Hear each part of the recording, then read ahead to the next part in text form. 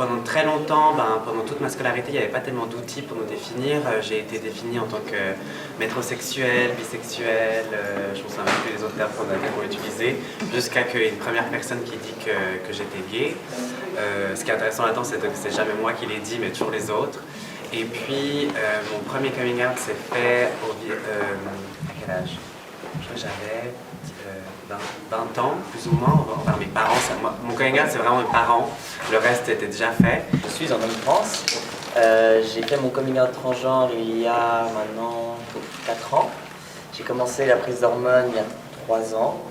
Et avant cette journée-là, j'étais perçue comme une femme lesbienne depuis mes 13 ans jusqu'à mes 20 ans. Donc j'ai un parcours qui est assez, qui touche à plusieurs pans de l'acronyme LGBTQIA+.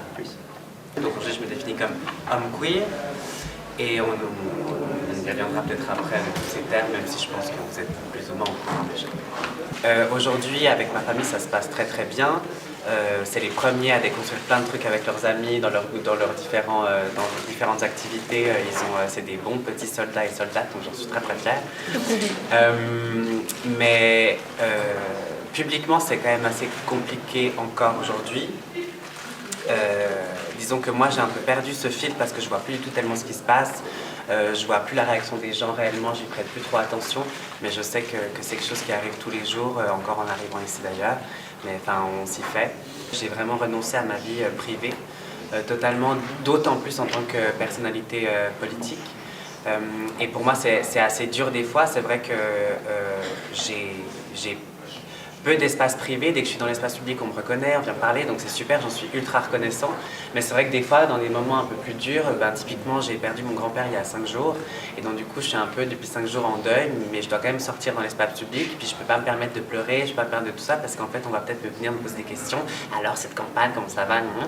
Et en fait, c'est un peu, voilà, donc on renonce quand même à une certaine forme d'anonymat qui est des fois assez dur à vivre. Vous avez aussi beaucoup, probablement, des retours négatifs de certaines personnes. Rien qu'en organisant ce café, on a reçu des messages pas forcément très sympathiques. Comment est-ce que vous gérez ça au quotidien? J'ai eu beaucoup de vagues de haine sur les réseaux sociaux. J'ai aussi des médias qui ont utilisé mon image pour dire des choses hyper transphobes. J'ai eu des gens qui ont repris mes images, etc. Ça m'arrive souvent. Mais moi, la plupart du temps, je suis assez imperméable. Je suis un peu là. J'arrive à couper un peu, soit je bloque. Si c'est vraiment quelqu'un qui je vois qui est dans tous mes commentaires, qui vient dans tous mes posts et tout, là je vais le bloquer et ciao, je vais pas prendre la tête plus. Mais sinon, des fois ça m'impacte parce que des fois c'est vraiment constamment des choses du style tu seras toujours une femme, ça c'est un peu pas toujours hyper agréable, mais je dois dire que je trouve que personnellement sur mon compte, l'amour est beaucoup plus présent que la haine. Et moi, ça suffit pour que je puisse survivre à ces vagues de haine. Mais sur Twitter, c'est assez violent et moi, pour le coup, en fait, ils s'attaquent aussi beaucoup à ma carrière en fait, et à ce que je pourrais potentiellement devenir. C'est ça qui leur fait le plus peur. Et donc, pour moi, ça me permet aussi un tout petit peu d'essayer de moins le prendre personnellement, de me dire, en fait, ils s'attaquent à ma carrière politique, à mon parti, à mes idées. Même si je sais que c'est un peu borderline des fois parce qu'ils s'attaquent quand même très frontalement à moi. J'ai aussi j'exige le soutien de mon parti et de mes collègues. Je le demande très très souvent, ils ne le font pas naturellement, en tout cas pas tous. Après, la plupart des gens quand même sont là. Et puis ce qui me permet vraiment et ce qui me sauve à chaque fois, c'est un peu ce petit groupe de soutien. J'en avais parlé quand j'avais été victime d'une campagne de cyberharcèlement il y a tout juste 1 an d'ailleurs. C'est vraiment, j'ai une personne, je vais lui écrire, je vais lui dire que ça va pas et en fait elle va prendre en charge tout. Donc j'ai plus rien besoin de faire. Elle va prendre en charge mes réseaux, elle va prendre en charge ce qui va se passer, c'est elle qui va un petit peu me dire quoi faire parce que je suis un peu perdue. Donc ça c'est vraiment comment dire, un peu mon petit bouclier, puis l'outil principal qui me permet de passer en fait au-dessus de ça. Effectivement, on a reçu quelques remarques, commentaires pas très malins quand on a proposé cet atelier. Et vraiment pour nous, on l'a pris comme une marque du fait que on a bien raison de faire ce type d'animation, ce type de café témoignage et qu'il faut qu'on continue dans cette direction. Est-ce que ça vous arrive de vous dire que justement vous avez besoin d'une pause des réseaux sociaux, d'être tout le temps dans l'espace public pour vous ressourcer, pour votre santé mentale, des choses comme ça? Est-ce que ça vous arrive d'en prendre en fait ce type de pause? Moi je suis actuellement en pause là. Enfin, je fais des petites pauses des fois de 2 semaines, 1 mois, quand ça me saoule. Vu que c'est pas mon activité enfin, c'est un peu mon activité principale, mais je ne suis pas rémunéré pour ça. C'est pas ma première préoccupation en ce moment, parce que là, je suis en train de terminer mes études, donc je mets plutôt la priorité sur trouver un job. Mais ce qui me permet de des fois juste mettre sur pause et pas publier constamment, parce qu'il y a des périodes où je publie tous les jours à 18h pile, tous les jours pendant vraiment, j'ai tout en planifié, j'ai tout en planifié mes vidéos, etc. Mais en ce moment là, j'ai plus envie en fait. Et quand j'ai plus envie, je m'écoute et je fais pas. Et puis même si je ressens une petite pression, je suis là, t'as pas posté aujourd'hui. Bah, j'essaie de juste me libérer de ça et de me dire ok, genre je me sens pas, je me sens pas. Si je vais poster, c'est parce que j'ai envie, parce que j'ai quelque chose à dire, pas juste pour poster. Donc là, oui, ça m'arrive et j'en ai besoin. Et ça fait du bien de des fois se faire des petites pauses. Sauf si je m'enferme dans un endroit, là c'est ok, mais après, ben, on est aussi en constante représentation dès qu'on sort. Enfin, je veux dire, on est peut-être amené à être, voilà, à avoir des gens qui nous connaissent, à avoir des regards, à avoir des questions et comment dire, je me pose rarement la question en fait, c'est vrai que des fois c'est un peu fatigant, je me pose, je reste une journée avec mon chat, c'est super, j'appelle mes potes en pleurant, puis après on recommence le lendemain, mais j'ai pas tellement réfléchi au fait de poser ces réseaux, et en fait si je pose les réseaux, ça veut dire que je pose ma personnalité politique, ça veut dire que je pose mon combat, et en fait je pose un petit peu en fait tout. Vous avez été tous les deux invités par la RTS, comment on gère ça, puis quel est votre rapport à ça, puis parce qu'il y a des émissions de qualité auxquelles vous avez participé, puis en même temps il y a ça, comment on peut gérer tout ça, et puis parce que Temps Présent c'est quand même une émission qui est, je pense, pas mal regardée, qui a un impact assez fort et qui est normalement des reportages de qualité, et, je sais pas, qu'est-ce qui s'est passé, comment on gère tout ça? En plus, je travaillais à la RTS à ce moment-là, j'avais un stage que j'ai assez vite quitté pour des raisons justement comme ça. Et j'ai été très déçu en fait. Mais en même temps, en ayant travaillé à la RTS, en ayant beaucoup participé à des documentaires différents de la RTS, il faut savoir que c'est une institution qui est tellement différenciée avec plein de services, plein d'émissions différentes. Et en fait, le documentaire en question a été créé par une journaliste qui a un avis comme ça, mais qui a le poids pour faire en temps présent. Ça ne veut pas dire que toute la RTS pense comme ça. Après, il ne faut pas se leurrer, la RTS, il y a plein de gens qui pensent comme ça. Mais il y a aussi des gens qui vont dans mon sens, qui m'adorent, qui ont essayé de contester. Je sais qu'il y a beaucoup de journalistes qui se sont opposés à la communication. Donc voilà, moi j'ai une relation d'amour et de haine avec la RTS. Juste peut-être rappeler un peu quel était qu'est-ce qui était présenter le documentaire. En fait, le documentaire en question, il parlait de la détransition. La transition, c'est quand certaines personnes ont fait un bout de la transition, juste même sociale, ils ont dit ah bah écoutez, en fait moi je suis une femme, et en fait ils se sont dit non, en fait finalement je suis pas une femme, et en fait c'est un phénomène qui arrive dans 0,02% des cas, mais qui est médiatisé à une proportion extrêmement élevée. Moi c'est mon travail de mémoire, je travaille là-dessus. Et la raison c'est qu'il y a beaucoup de peur autour de la transition, et surtout au niveau des enfants et des jeunes. En fait, le documentaire, il montre des gens qui auraient détransitionné, mais qui sont des gens qui habitent en France, à Madrid, et qui ont même, il y a certains qui ont juste hésité à transitionner pendant un moment, et qui se sont dit, en fait, finalement pas, mais qui n'ont rien fait aucune mesure. En fait, la proportion et la façon dont c'est présenté, c'est la désinformation, en fait, parce que ça ne représente pas du tout la réalité des personnes trans ou des détransitionneurs, détransitionneuses, qui existent, certes, mais c'est une proportion vraiment petite. Mais dans un reportage sur la transition, tu y accordes 2 minutes, ou le même pourcentage sur le 100% que voilà, et puis après on passe à autre chose. Bien sûr que c'est important d'en parler, mais en fait d'en faire une généralité comme ça, et puis de dire que c'est très violent pour les enfants et pour les jeunes, et qu'ils n'ont pas de capacité de discernement, blabla, ça les a jamais inquiétés de mutiler des enfants intersexes jusqu'à aujourd'hui. Mais en fait, sur la question des personnes trans, d'un coup ça devient, on peint le diable sur la muraille. Le service social, c'est souvent la première porte à laquelle les jeunes viennent toquer quand il y a un questionnement, quand il y a une souffrance. Des fois, ça peut être le tout début de la démarche. Est-ce que vous avez un conseil je ne sais pas si comment vers qui vous êtes allé en termes associatifs ou autres? Moi, personnellement, là où ça m'a vraiment aidé, c'est le refuge de Genève, qui est un service proposé par, je crois,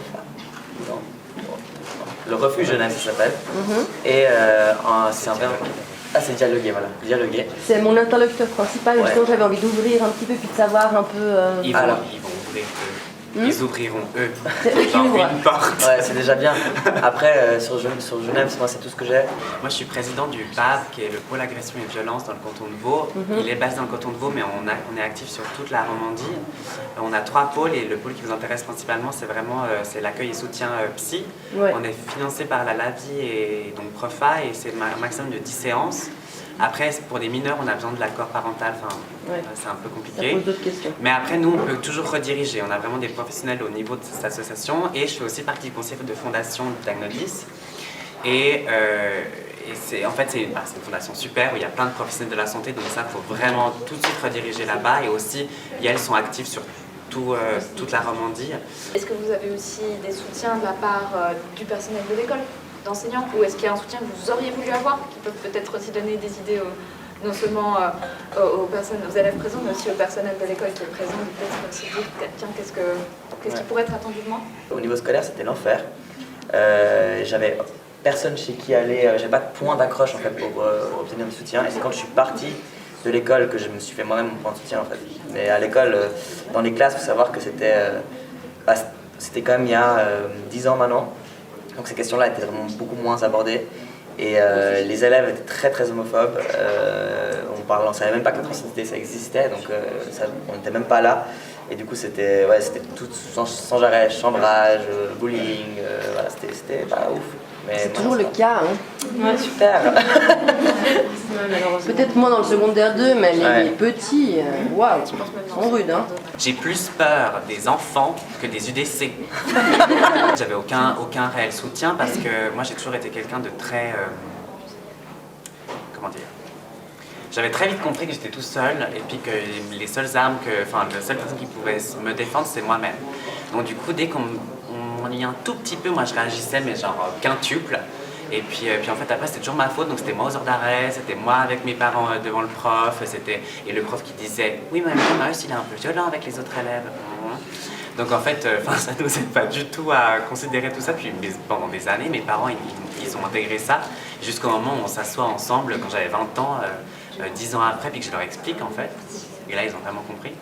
Du coup, des fois, certains adultes, j'ai beau leur expliquer 4 fois, Ouais. ils vont genre s'énerver et me dire que non, et je sais jamais comment réagir parce que il y a une partie de moi qui me dit bon, bah c'est pas grave, je les reverrai jamais.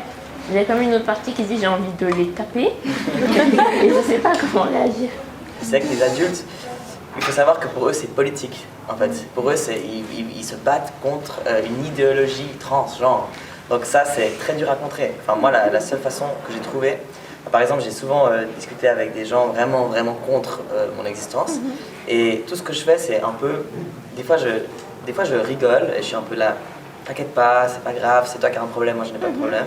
Et la plupart du temps, si j'arrive à répondre avec des arguments, je réponds. Et des fois, je réponds pas et je pars en fait. Parce que t'as pas à te justifier à chaque personne. Il y a très rarement des personnes qui me mégenrent ou quoi que ce soit, mais quand ça arrive avec des médecins ou certaines personnes qui viennent chez moi, c'est très compliqué de partir du coup. Ça a été très compliqué pour moi de leur dire, parce que j'avais pas la force en fait, de leur dire, surtout quand tu es sur une table d'opération ou même dans le lit d'opération et qu'on te dit madame, voilà, j'étais un peu là, bah voilà. Bah, des fois j'ai la force de dire mais ta gueule en fait, c'est monsieur et puis c'est comme ça, et des fois j'ai pas la force et c'est tout ce que je peux te dire. Tu peux rien dire. Ouais, voilà. Est-ce qu'en fin de compte, vous êtes plutôt, on va dire, du côté de ceux qui préfèrent ne pas avoir besoin de justifier? C'est plus facile pour moi d'œuvrer en politique et de défendre tout ce que je dois défendre si j'ai pas besoin de tout réexpliquer. J'ai pas eu besoin, moi, fondamentalement, de changer de pronom.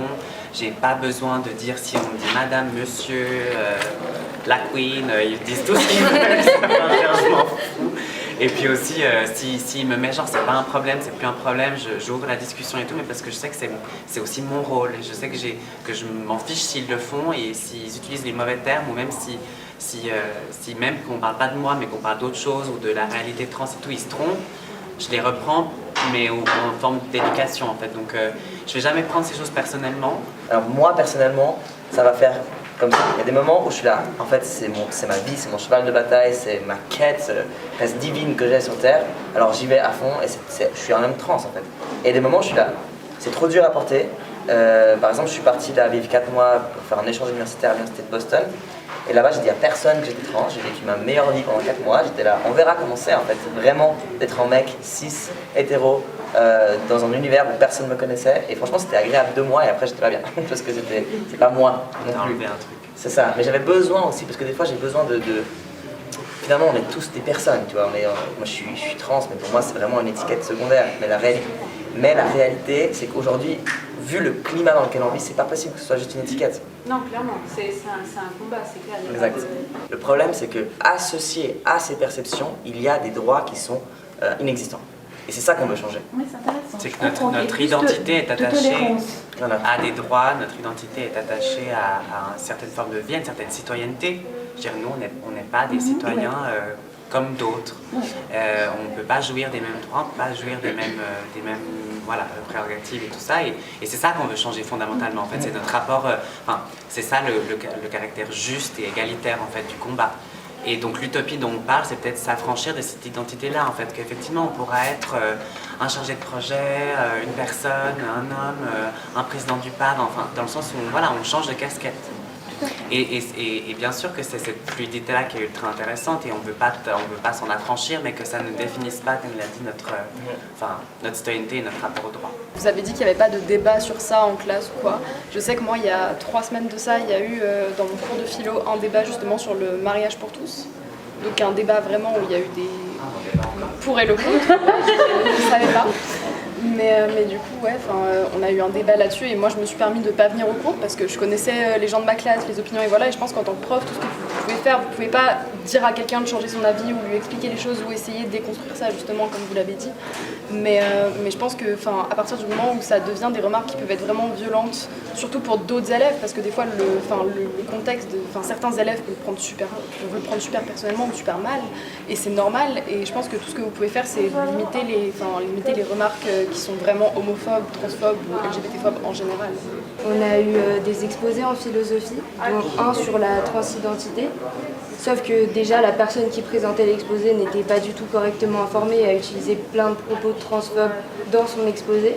Suite à ça, on a eu un débat sur de nouveau la transidentité. Et en fait, le débat a juste tourné sur est-ce que les personnes concernées ont des droits comme n'importe quel humain ou pas. Et le prof n'a vu aucun problème à ça. Et du coup, je suis allée lui parler à la fin.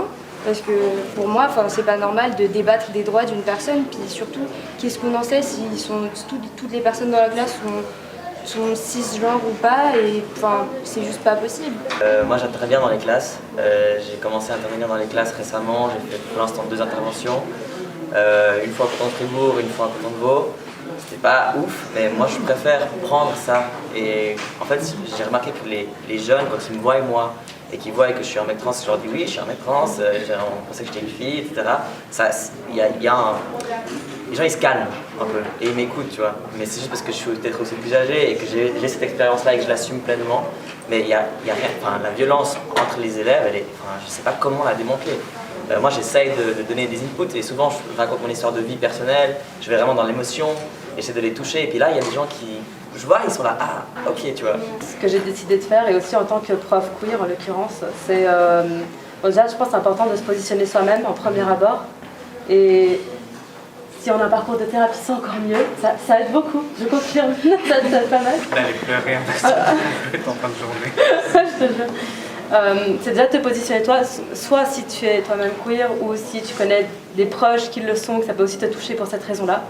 Et voilà, avoir cette position claire vis-à-vis de toi-même. Et ensuite, moi, dès le début d'année, j'ai dit, voilà, respect envers tout le monde, déjà envers moi, mais surtout entre vous. C'est plus important même qu'envers moi, en vrai. Et avoir ce truc de, bon, finalement, si on ne respecte pas, mais par contre, si eux ne se respectent pas, ça joue plus, qu'après tu perds ta cohésion de classe. Bref, vous savez mieux que moi, vous êtes prof depuis plus longtemps. Et typiquement, les insultes, LGBT-phobes en général, pas laisser passer, j'ai entendu, bon, je sais pas si j'ose pas, j'ai entendu l'insulte PD, et puis directement là, c'était ok, vous sortez, renvoi. Et normalement, ils me voient jamais aussi strict parce que je suis plutôt cool, donc ça me permet aussi d'avoir un contraste. L'école a un devoir d'avoir du respect envers vous, envers tous les élèves, toutes les élèves. Et si quelque chose comme ça se passe, ça peut être une maladresse de la part de l'enseignant ou pas. En tous les cas, vous avez le droit de faire porter votre voix, même si on sait que c'est pas facile, du tout. Soit d'en discuter directement avec l'enseignant si vous sentez qu'il y a un blocage. Il y a d'autres personnes dans l'école. Il y a le service social, la santé qui est vraiment là pour ça, notamment, qui pourra ensuite relayer votre voix de manière même anonyme si souhaité, au-delà aux personnes concernées. Il y a des présidents de discipline qui peuvent peut-être avoir cette discussion avec leurs collègues de discipline pour dire en philosophie, ce sujet-là, c'est pas comme ça qu'on va l'aborder. Il y a un conseil de direction qui a aussi ce devoir-là. Vous avez ici une table avec de la documentation. Il y a toute une sélection de livres ici pour la médiagraphie sélective LGBTIQ+. C'est à la fois des documentaires, des BD, des romans avec des personnes LGBTIQ+.